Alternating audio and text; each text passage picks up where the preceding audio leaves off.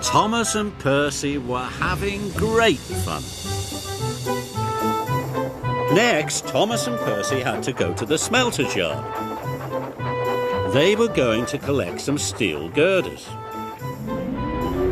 But when they puffed into the yard, they saw something that was very, very frightening. It was Diesel 10.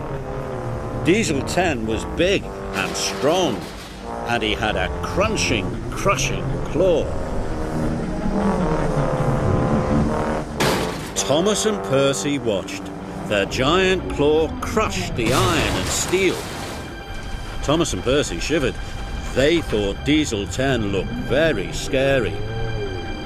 "Let's come back when Diesel 10's not here," Thomas puffed nervously, and they raced away.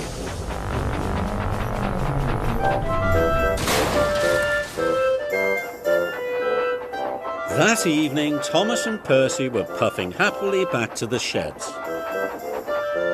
They couldn't wait to rest their wheels and talk to their friends about the day's adventures. But as they puffed home, they were very surprised. "Look, the bridge isn't painted," puffed Percy. "And the airport is only half finished," wheezed Thomas.